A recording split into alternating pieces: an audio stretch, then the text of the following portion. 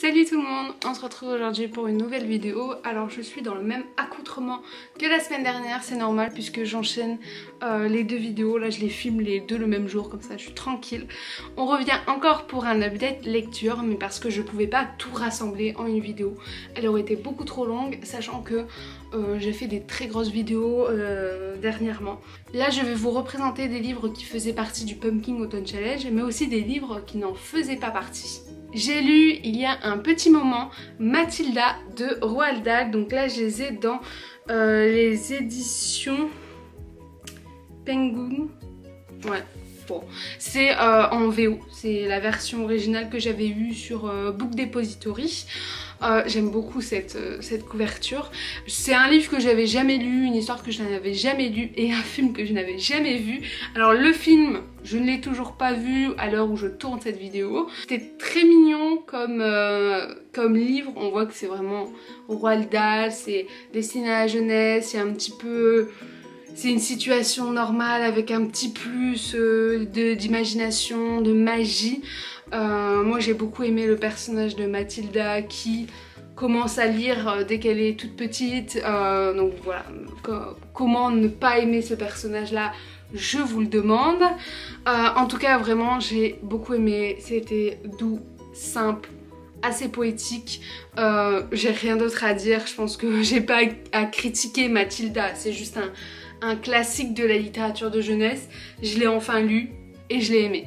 Donc rapidement pour l'histoire, en fait vous allez rencontrer Mathilda qui est cette jeune fille là qui va s'éduquer elle-même, c'est-à-dire qu'elle arrive dans une famille qui ne s'intéresse pas à elle, qui s'en fout. Clairement sa mère la laisse à la maison pendant qu'elle va au jeu avec ses amis alors qu'elle est très jeune. Donc du coup Mathilda elle va prendre l'habitude de sortir et du coup d'aller en librairie pour lire des livres. Elle va rentrer à l'école, sa maîtresse va se rendre compte qu'elle est très intelligente, elle va vouloir essayer de la monter en section, en fait d'aller dans la section la plus haute parce qu'elle voit qu'elle a une connaissance, que ce soit en littérature, en mathématiques, en géographie, en orthographe, en tout. On va découvrir l'histoire de Mathilda mais également de sa professeure qui va la prendre un peu sous son aile parce qu'elle va voir que Mathilda a un très gros potentiel, donc elle va lui faire des exercices à part, elle va l'inviter chez elle, va lui raconter son histoire et tout. Donc à la fin il y a tous les éléments avec lesquels on se posait des questions qui se réunissent, qui s'accordent et c'est une très belle fin. Moi j'aime beaucoup la fin, donc elle est un peu loufoque, hein, faut dire, mais j'ai bien aimé. Très rapidement, j'ai enchaîné avec Au service de Sa Majesté la Mort de Julien Hervieux. Donc c'est le tome 1, L'Ordre des Revenants de les éditions Castelmore. Nous sommes en 1887. Elisabeth travaille en tant que journaliste, non pas à son nom, mais au nom d'un homme, puisque voilà, vous vous doutez bien que vu le contexte, publier ses articles au nom d'une femme, elle n'aura pas eu de succès, donc elle fait une collaboration avec un homme qui n'écrit plus pour pouvoir, en fait, elle écrit les articles et lui il les publie sous son nom, jusqu'au jour où l'homme se reprend en main et veut voilà, continuer de lui-même. Donc Elisabeth elle se dit trop cool, maintenant je vais faire ma carrière solo. Il va reconnaître que tous ces articles là ont été écrits par ma plume et du coup je vais vivre une super belle vie. Sauf que lorsqu'elle veut lui parler de son projet, le journaliste est sorti. Donc elle va essayer de le retrouver. Lorsque elle va le retrouver, en fait, il va se faire tuer devant ses yeux. Et en plus de ça, les tueurs vont la poursuivre et la tuer. Donc là vous allez me dire, c'est quoi cette histoire? Par quoi ça commence? Et en fait, elle va tout simplement, une fois qu'elle sera morte, elle aura son corps qui va en fait flotter, enfin son âme qui va flotter, qui va voir l'enterrement, ses parents, son cercueil, enfin voilà, elle va voir tous ces éléments là. Donc il y a déjà une très bonne approche de la mort parce qu'en plus c'est jeunesse, donc ça permet aussi de montrer que quand un proche meurt, il est toujours présent et il vous voit, donc déjà ça c'est un très bon point pour moi. Et en fait d'un coup elle va se réveiller dans sa tombe et elle va rencontrer un jeune homme, enfin pas vraiment un jeune homme mais voilà, un homme qui va lui dire que maintenant elle travaille pour Sa Majesté la Mort. Son but, son objectif, ce sera de tuer les gens qui ont défié la mort. C'est-à-dire que dans cette histoire, il y a, quand vous naissez, il y a un contrat qui est fait par la mort elle-même, donc vous connaissez pas ce contrat, hein, mais la mort décide que vous allez mourir tel jour par tel accident. Sauf qu'il y a certaines personnes qui vont essayer de contrer la mort. Les revenants, dont fait partie Elisabeth, leur rôle ce sera de justement remettre à ordre ces contrats et d'aller chasser les personnes qui ont défié la mort, qui ont battu la mort, pour les tuer et pour remettre à la normale. Même si ça a l'air un peu fouillis quand je le dis comme ça, c'est très clair dans le livre, moi j'ai adoré. Et voilà, elle va faire plusieurs du coup missions comme ça et elle va réapprendre à se découvrir, à découvrir l'ordre des revenants. Bien évidemment, elle ne peut pas aller voir ses parents pour dire hey, coucou, je me suis réveillée. Il faut vraiment qu'elle soit la plus discrète possible. J'ai adoré ce livre aussi. Déjà, je trouve que le contexte, l'époque est très bien raconté. C'est très beau, c'est vraiment, j'aime beaucoup. Le personnage d'Elisabeth est super attachant. On pense des fois la même chose qu'elle à un certain moment. Bon, c'est vrai que des fois elle m'a un petit peu saoulée, mais c'est normal. Faut que le personnage passe par toutes les émotions. Et puis en plus, la mort, je veux dire, en jeunesse, parler de la mort, c'est assez compliqué. Décrire la mort, c'est assez compliqué. Et là, je trouve que l'auteur a très bien fait le job. Je sais qu'il y a un deuxième tome qui est sorti ou qui va sortir. Je vais l'acheter. Et d'ailleurs, celui-ci va partir dans les mains d'un de mes potes parce que je l'ai tellement bien vendu que voilà. Mais vraiment, je vous le conseille parce que c'est super beau. C'est super bien, alors c'est pas non plus niais, il y a quand même de l'action, il y a des missions qui sont toutes différentes les unes des autres, avec des situations différentes, des personnes différentes, et à la fin, arrivé à peu près, je pense aux 2/3, vous avez une très grosse mission qu'ils doivent absolument réussir parce que sinon ça met à mal l'ordre des revenants. Ça pourrait détruire l'ordre des revenants. Donc c'est assez intéressant. Ensuite j'ai lu Pour toi le confinement c'était comment, je vous l'ai présenté il y a quelques semaines, de Arnaud Almeras et Robin dans les éditions Gallimard Jeunesse Giboulé. Trop bien.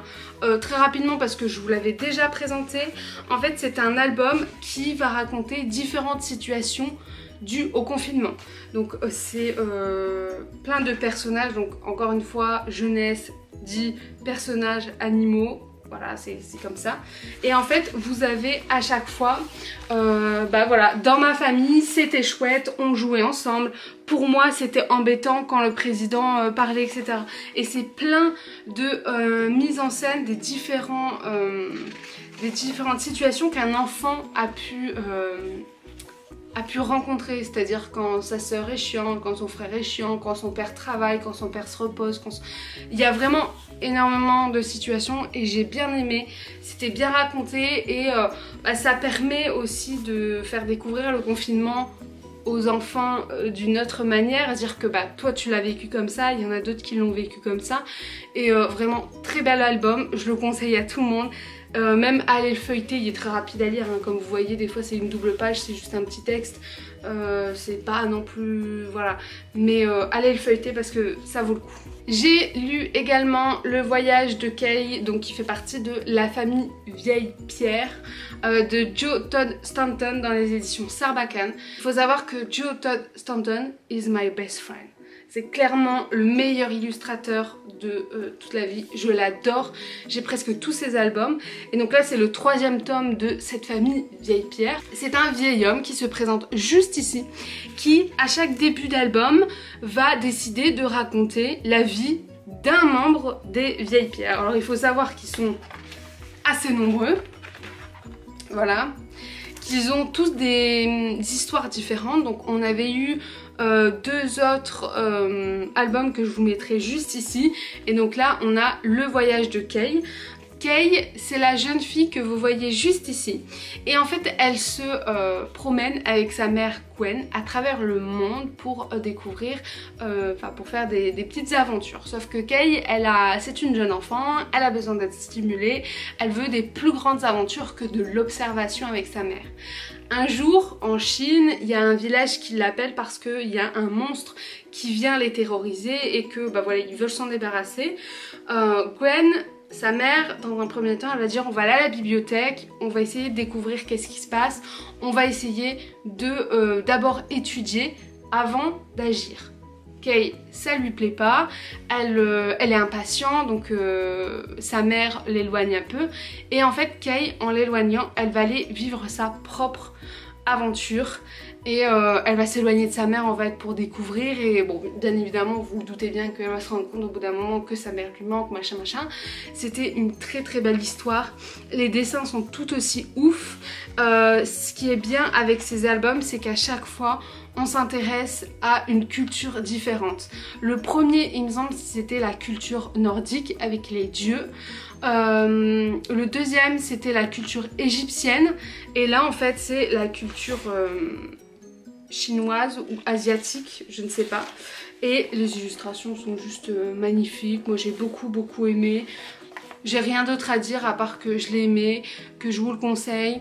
Allez feuilleter ça si vous aimez bien les albums beaux avec une belle histoire et un beau travail. Et je termine cette vidéo avec un livre que j'ai détesté, que je vais brûler et que je ne veux plus voir dans cet appartement. Et il s'agit de Réponse des contes interdits de L.P. Sicard, donc dans les éditions Ada. Alors, ce livre-ci, je l'avais mis dans mon Pumpkin Autumn Challenge parce que ça faisait un moment que je l'avais lu, que je l'avais eu, et je voulais m'acheter les autres parce que j'aimais bien cette idée de raconter les contes d'une manière un peu plus adulte, un peu plus gore on va dire. Moi je m'attendais à quelque chose de très sanglant, hein. Donc bien évidemment c'est pour public averti, c'est pour 18 ans et plus, donc toutes les personnes qui ont moins de 18 ans, n'essayez même pas. De toute façon je le conseillerais à personne, donc voilà. Donc c'est un livre qui est court, puisqu'il ne fait que 170 pages. C'est écrit plus ou moins gros. Moi je le commence un soir alors que je suis toute seule dans la chambre. Je lis les 30 premières pages et je me suis arrêtée à la 30e page parce que j'ai trouvé ça dégueulasse. Paul et Rob en fait sont des amis qui vont partir à la chasse, et en fait à ce que j'ai compris ils se déplacent de région ou département, voilà, en fonction de où la chasse est autorisée. Et donc là, ils vont aller chasser je ne sais plus où, mais dans une forêt où ils ont l'habitude d'aller. Ils tuent un chevreuil, enfin ils voient un chevreuil, ils le blessent, ils ne le tuent pas, et ils décident tous les deux d'aller le chercher. Rob va de son côté, Paul va de l'autre, et puis en fait, Rob, clairement, hein, j'avais commencé à comprendre le personnage qui s'excitait très rapidement, voilà, avec des ardeurs sexuelles incroyables, mais en fait, ce petit Rob, je crois que c'est Rob, va tout simplement prendre le chevreuil et s'exciter dessus parce que le chevreuil est en train de mourir. Et il va même s'exciter dessus alors que le chevreuil est mort. Je trouve ça dégueulasse. Vous auriez lu les descriptions qui étaient faites, j'ai eu la nausée après. Je me suis imaginé, parce que moi quand je lis, je m'imagine les scènes, j'ai eu la nausée toute la soirée parce que je revoyais cette image dans ma tête. Et le pire c'est que après, il tue son pote qui vient de le voir faire ça et il commence à lui caresser les cheveux. J'ai refermé le livre, j'ai dit plus jamais. Je ne le conseillerais jamais. Je l'avais un peu expliqué sur Instagram, mais là je profite de cette occasion pour expliquer un petit peu plus. Ne l'achetez pas celui-ci, voilà. Alors après je ne sais pas ce que c'est pour les autres contes interdits, je ne sais pas ce que c'est pour les autres productions de cet auteur là, mais celui-ci, je n'ai même pas pu voir la suite. Alors je sais qu'il y avait une histoire d'un incendie dans un hôpital psychiatrique, qu'il y avait des jeunes femmes qui disparaissaient, voilà, il y avait tous les sujets qui commençaient à venir voilà, un petit peu mettre son grain de sel pour essayer de vous amener à lire la suite. Mais alors moi j'ai vu cette scène avec le chevreuil, j'ai refermé quoi. C'est à quel moment tu écris ça? Alors je veux bien, il y a aussi écrit pour public averti, vous allez me dire ah ouais mais bon t'aurais pu. Mais à quel moment je me suis dit qu'il y aurait une scène comme ça, sexuelle, avec un animal? Non, enfin non. À quel moment? Je suis révoltée, je suis très en colère, limite je crie dans l'appartement. Je ne comprends pas comment ça a pu être publié. C'est encore... Il y aurait eu la scène, très brièvement, tu mets une phrase, on comprend le truc, machin. À la limite du limite, je me dis, bon, c'est peut-être le début. Mais là, le truc, c'est que ça a été décrit, mais mot pour mot, ça a été décrit dans un détail pareil, je ne comprends pas pourquoi, et ça m'a dégoûtée. Et alors, il y en a peut-être qui vont me dire, non mais continue, ça sera bien après. Non. Non, je suis dégoûtée, j'ai la nausée, rien que de le voir, je me sens pas bien. Je vais aller le foutre dans l'étagère de mes livres à vendre, je ne vais plus le voir, je m'en fous. J'ai jamais été aussi révoltée pour un livre. La dernière fois que je me suis énervée, c'était pour After, parce que la relation toxique qui est mise en avant, non merci. Alors me dites pas le contraire, même avec les films. Et pour toutes les âmes sensibles, n'approchez même pas de ce livre, ne l'ouvrez même pas. Bref. La vidéo est terminée, j'ai fini par le meilleur, hein, si je puis dire. J'espère que vous l'avez quand même aimé, n'hésitez pas à me dire vos lectures en ce moment. Je vous fais de gros bisous et puis je vous dis à la semaine prochaine. Bye!